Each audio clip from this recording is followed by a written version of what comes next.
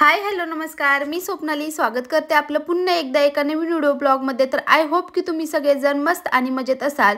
तर आज आहे गुरुवार आणि सर्वप्रथम सर्वांना श्री स्वामी समर्थ। तर आज माझा गुरुवार व्रताचा 12वा गुरुवार आहे स्वामी व्रताचा। तर त्याची तयारी वगैरे झाली, आता पूजा वगैरे करून घेतली। आता छान अशी छोटीशी रांगोळी काढते आणि घरातलं सुद्धा काम झाले, फक्त किचनवरचं आवरायचे। पण मी म्हटलं आता आधी सकाळ सकाळ कशी पूजा मांडली म्हणजे छान असं वाटतं आणि काही सेवा सुद्धा करायच्या आहे, ते सुद्धा करून घ्यायचे। तर बऱ्याच ताईंच्या काल कमेंट आले की ताई तू नित्यसेवा कोणती करते, काय करते। तर नित्यसेवेमध्ये मी म्हटलं तर ह्याच्या आधी काय स्वामी चरित्र सारामृताचे रोज 3 अध्याय आणि 1 माळी जप स्वामी समर्थांचा 1 माळी जप करते आणि एकदा काय तारक मंत्र म्हणत असते। आणि आता ह्या 4-5 दिवसात मी आहे ना एक नित्यसेवेचं पुस्तक घेतलेलं आहे, आणलेलं आहे, माझ्याकडे आधी नव्हतं। आणि त्याच्यात बरोबर सर्व वारानुसार दिलेलं आहे, ह्या सोमवारी कोणती सेवा करायची, मंगळवारी कोणती सेवा करायची, सर्व म्हणजे त्या एकाच पुस्तकामध्ये सर्व व्यवस्थित असं दिलेलं आहे। तर ते पुस्तक आणले, तर आता ते 4-5 दिवस झाले मी वारानुसार सेवा करते आणि हे सुद्धा चालू आहे स्वामी चरित्र सारामृत वाचायचं रोज 3 अध्याय। आणि गुरुवारचं म्हटलं की 21 अध्याय मी पठण करत असते, म्हणजे एक पाठ पठण करत असते। 11 माळी जप एकदा करत असते, 11 माळी फक्त गुरुवारचा 11 माळी आणि रोज 1 माळ करत असते। आणि तारक मंत्र गुरुवारचं 11 वेळा करत असते आणि रोज 1 वेळा तारक मंत्र म्हणते। तर ही सेवा असते, मी रोज करते ती। तर आता स्वामींना गजरा आणलेला बरं का सकाळी, सॉरी कालच, आणि खूप सुकलेला, मग मला काय तो स्वामींना वाहूच वाटला नाही, म्हणून म्हटलं जाऊ दे एवढं सुकलेला नको लावायला ठेवायला, मग मीच लावलेला आहे केसामध्ये। आणि काल आम्ही फ्रीज आणायला गेलतो, म्हणजे बघायला गेलतो, आणि त्याचा व्हिडिओसुद्धा मी पुढे कंटिन्यू करणार आहे। त्यासाठी हा व्हिडिओ नक्की कंटिन्यू करा, म्हणजे तुम्हाला समजेल आम्ही कुठं गेलतो, फ्रीज कसा घेतला, काय कोणता घेतला हे तुम्हाला व्हिडिओमध्ये दिसेल। तर चला नक्की व्हिडिओ कंटिन्यू करा, आणि जर व्हिडिओ आवडला तर नक्की व्हिडिओला लाईक आणि चॅनलला सबस्क्राईब करायला विसरू नका। आणि व्हिडिओ कसा वाटला ते सुद्धा कमेंट करून नक्की सांगा। तर हे बघा, हे आहे नित्यसेवेचं पुस्तक आणि सर्व आहे ह्याच्यात, वाढदिवस कसा साजरा करायचा, सर्व मंत्र आहेत, म्हणजे पूर्ण माहिती ह्या बुकमध्ये आहे।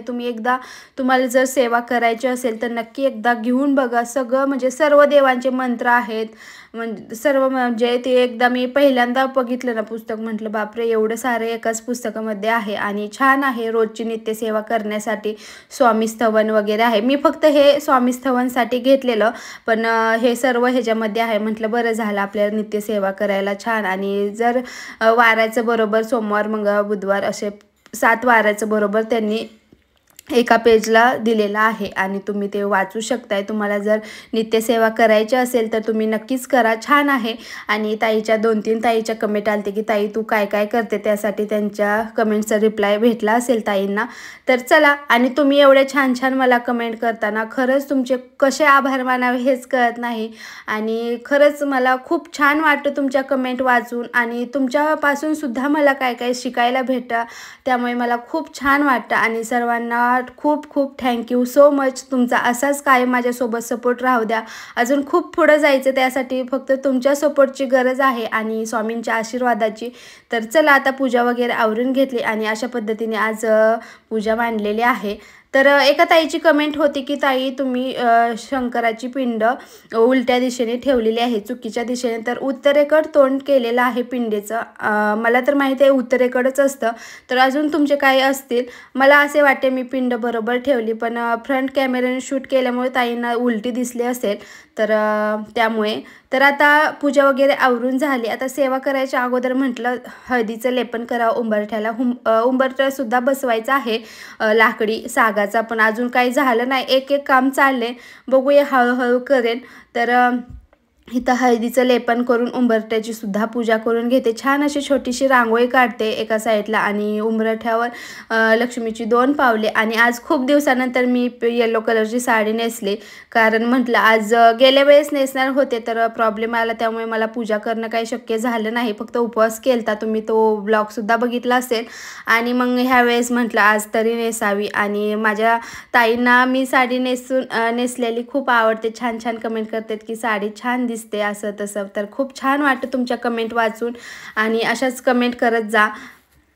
तर चला उंबरठ्याची सुद्धा पूजा करून घेतली, अगरबत्ती वगैरे ओवाळून घेते आणि आता घरातलं सुद्धा बाकीचं राहिलेलं ते आवरते. आणि नंतर मग अगोदर सेवा करून घेणार आहे मी सकाळचं आणि नंतर मग किचनकडे जाणार, कारण सेवा राहिली ना नंतर मग उशीर झाला ना नाही करू वाटत. मग ते सकाळ सकाळ मस्त असं प्रसन्न वातावरण होतं आणि पूजा केली की लगेच सेवा करायला सुद्धा छान वाटतं. तर आता वाजलेत 11 वाजलेत, नाही म्हटलं तर आज मला सेवा करायला 2 तास गेलेत.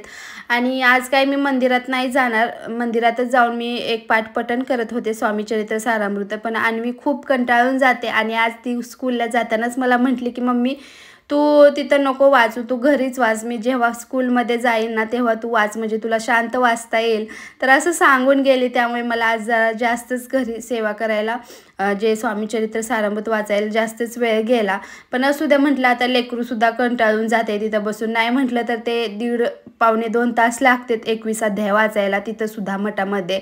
तर म्हणून म्हटलं नको राहू द्या, आता आपण घरीच वाचूया, कारण ती पण कंटाळून जाते. कोण खेळायला असलं तर खेळत बसतात लहान मुलं वगैरे, आणि नसलं म्हणजे मायापाशीच येऊन बसते, त्यामुळे म्हटलं नकोच जायला.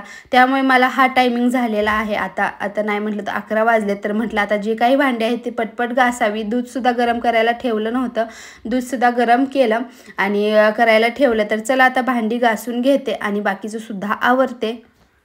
तर भांडी वगैरे घासली आणि कपडेसुद्धा धुतले आणि आता वाजलेत 1. मी अन्वीला घ्यायला जाते 12:30ला, नाही म्हटलं तर 15-20 मिनटं जातात घेऊन येण्यासाठी. आणि बापरे ऊन खूप वाढलेलं आहे आता, आणि त्यामुळे येताना खूप ऊन लागत होतं. तरी तिला टोपी वगैरे घेऊन जाते, जाताना चालतच जाते चालतच येते.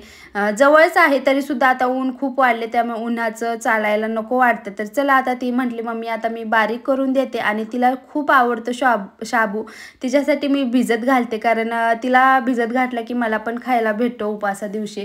मग एकटीसाठी नाही करू वाटत काय त्यासाठी मग ती म्हटलेली मम्मी मला आज शाबू बनव. तर मी रात्री भिजायला घालायचं विसरून गेले, मग सकाळी उठलं आंघोळ वगैरे केली की लगेच भिजायला घातला स्वयंपाक करायच्या आधी.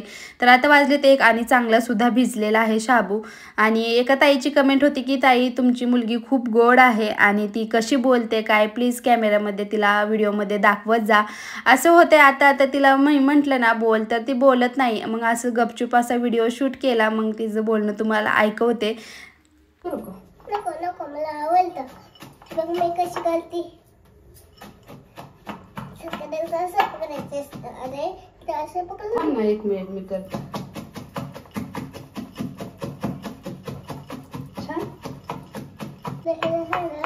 शाबू अजून टाकायचं, थोडंसं शेंगदाणे टाकायचे, मिरची टाकायचे थोडेसे, अजून बंद करायचं, भिजत घालायचं, परत असं करायचं. तर त्या ताईने अन्वीचं बोलणं ऐकलंच असेल. तर काय होते माहिती आहे का, जेव्हा ती स्कूलला जाईल तेव्हा मी व्हिडिओ शूट वगैरे करते, जास्त करून ती व्हिडिओमध्ये नाहीच येत. आता म्हणते की नको मम्मी तूच हे कर. लहानपणी खूप व्हिडिओमध्ये यायची, आणि कधी कधी मग तिचा मूड झाला की म्हणते मम्मी चला आपण व्हिडिओ बनवू, असं करू तसं करू. तर चला आता इथं मी नैवेद्यसुद्धा दाखवला, शाबू बनवलेला. सकाळची आरती केलेली आहे तरीसुद्धा आता शाबू बनवलेलं, तर म्हटलं नैवेद्य दाखवावा. आणि मला आज मी भाजी घेतलेली, सकाळचं चालते तेव्हा चांगले आले की घेत असते, नाही तर मग संध्याकाळी घेत असते. तर सकाळी छान आलती भाजी. आता दोघी पण शाबू खाऊन घेतो आणि ही काय भाजी आहे ती निवडत बसतो. बघा अन्वीने तर सुरुवात केली वाटाणा सोलायची. तर आता इथून पुढचा व्हिडिओ जो काल शूट केलेला आहे फ्रीज वगैरे घ्यायला गेलतो तो असणार आहे. तर बघा कंटिन्यू करा, म्हणजे तुम्हाला पण समजेल कोणता फ्रीज घेतला काय.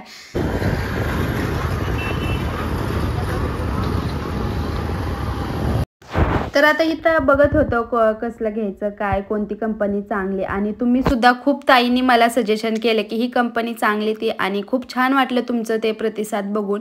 तर आता इथं मी बघत होते सिंगल डोअरचं. तर हिच्या पप्पाचं चाललेलं एकदाच घेतलं तर चांगलं घे, आणि माझं चाललेलं आपल्या किचन छोटा आहे तर छोटंच घेऊया, जास्त मोठं घेतलं की जागा कमी राहणार आहे, किचनमध्ये खूपच गर्दी होईल. तर बघूया आता काय होते, लास्टमध्ये तुम्हाला कळेलच कोणतं घेतलं काय. तर आता इथं बघत होतं उघडून वगैरे ते दाखवत होते, ह्या कंपनी चांगली, क्वालिटी वगैरे सर्व व्यवस्थित असे सांगत होते. आणि अन्वीनी काय एक फ्रीज सोडलं नाही उघडून बघायचं, सर्व उघडून बघत होते. तर फ्रीजर वगैरे ओके होता, आणि छान वाटले हे पण. टाटा कंपनीचे बघत होते, ते म्हटले सगळ्यात बेस्ट टाटा कंपनीचा आहे. तर बघतो, तर आता तिथं बघितलं पण काही एवढ्या व्हरायटीज वगैरे नव्हत्या सिंगल डोअरमध्ये, जास्त करून डबल डोअरमध्येच होत्या. तर इथं मग हिचे पप्पा म्हटले आपण त्या क्रोमा शोरूममध्ये जाऊ, जिथं मी मोबाईल घेतलेला आयफोन, आणि तिथं खूप व्हरायटीज होत्या आणि बघायसुद्धा, आणि छान असे सांगत दाखवत होते ते. तर इथं आलेलं आहे, सिंहगड रोडलाच आहे, बऱ्याच ताईंना माहीतसुद्धा असेल. तर इथं सिंगल डोअरचे सुद्धा इथंसुद्धा कमी व्हरायटीज होत्या आणि डबल डोअरच्या खूप होत्या. तर इथले ते सर म्हटले डबल डोअरचा आता जास्त करून विकला जातो, आणि कमी सिंगल डोअरचा जास्त करून कोण घेत नाही, आणि डबल डोअरचा जास्त विकला जातो, त्यामुळे व्हरायटी त्याच्यामध्ये जास्त आहे आणि सिंगल डोअरमध्ये कमी आहे. तर हिच्या पप्पाचं इथं पण चाललेलं एकदाच घेते तर डबल डोअरचाच घे, सिंगल डोअरचा नको घेऊ, कारण आपण कधी भविष्यात अजून मोठं घर वगैरे घेतलं किंवा बांधलं तर ते आपल्याला उपयोगी येईल. सारखं सारखं ह्या गोष्टींना खर्च करायला नको, आणि आपण नीट वापरलं तर ह्या वस्तू भरपूर दिवस टिकतात. तर त्यांचं हे म्हणणं होतं, आणि शेवटी आम्ही डबल डोअरचाच फ्रीज घेतला. आणि तुम्हीसुद्धा खूप छान छान सजेशन केलते.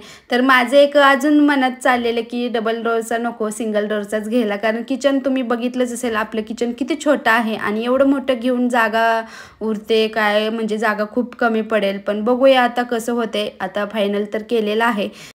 तर इथं सुद्धा अन्वीनी एक फ्रीज उघडायचं ठेवलं नाही, सर्व छोटे मोठे फ्रीज उघडून बघत होते, आणि मम्मी हे छान आहे, मम्मी हे घे ते घे, हिचं चाललेलं पप्पा हे घ्या ते घे, तर तेच चाललेलं.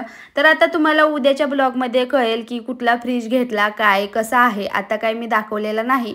तर चला आजचा व्हिडिओ मी इथंच थांबवते. आय होप की तुम्हाला आजचा व्हिडिओ आवडला असेल. व्हिडिओ आवडला असेल तर नक्की व्हिडिओला लाईक आणि चॅनलला सबस्क्राईब करायला विसरू नका, आणि व्हिडिओ कसा वाटला ते सुद्धा कमेंट करून नक्की सांगा. तर भेटूया आपण अशाच एका छान अशा व्हिडिओ ब्लॉगमध्ये. तोपर्यंत बाय बाय, आणि सर्वांना श्री स्वामी समर्थ.